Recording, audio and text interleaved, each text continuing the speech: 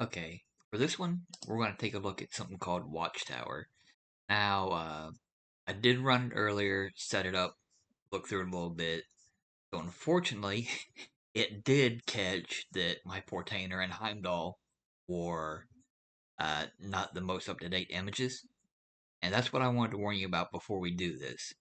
You do use Watchtower, and you think just automatic updating is great. You need to remember, especially if you're using latest, that any update that a company or OpenSoft or anything like that puts out can break your containers.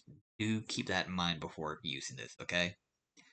So go ahead and add a container. We're going to call it Watchtower. There we go.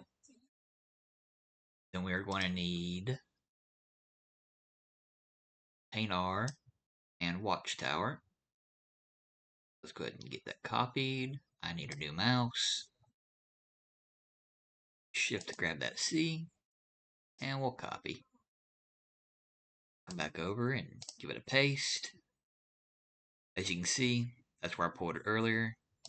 I'll go ahead and just click so I can add the latest tag.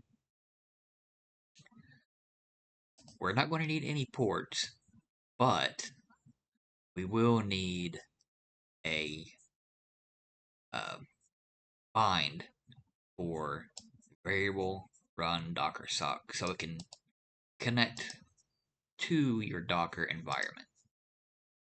Go down, volumes, map an additional volume, bind.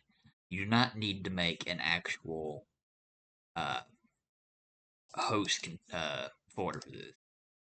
We're just going to drop this in twice just so it grabs your actual Docker install. Okay?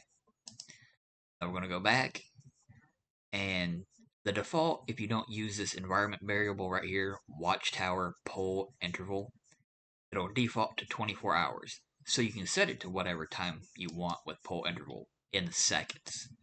Just to make that clear, it is in seconds. Go back, environment variables, add a variable. We'll paste in our poll, and I'll set for this, we'll just set 20 seconds for demonstration purposes.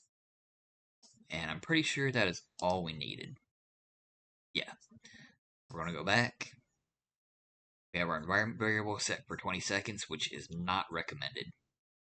Set it for like every few days, every week, something more reasonable. And then our volumes connected into our local Docker install. That should be it. We'll deploy our container. It's starting up. Let's check our logs while it starts. Yep.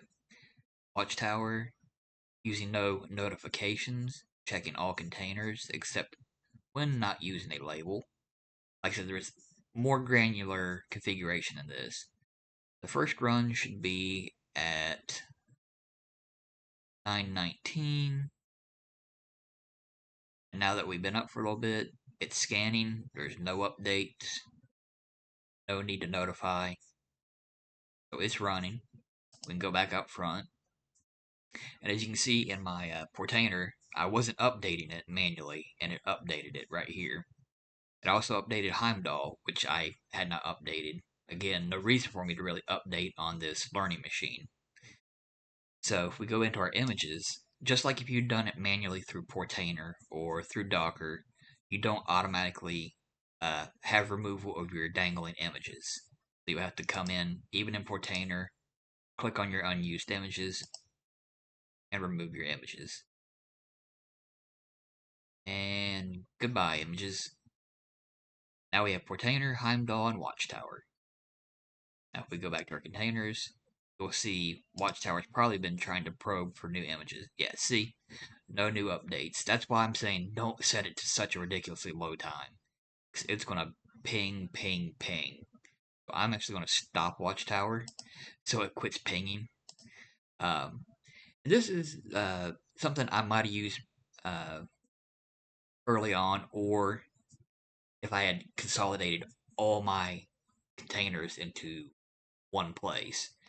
But having containers on a NAS, on a tower, some in the learning VM, which don't really need updated, I'm more using Portainer and then checking certain repos if they need updates. But for anybody that have a massive amounts of repos and don't want to manually check by hand every few days or every week, this may be good for you. It may not, but again, do remember this could lead to broken containers, not necessarily because of Watchtower, but because of an update to your container. Again, hopefully this helped. Next time, I think I'll try to do Nginx. I'm not going to really try to do any big services on it because I don't understand it as a solo service applet, I guess you'd call. But as always, have a good one, and I'll see you next time.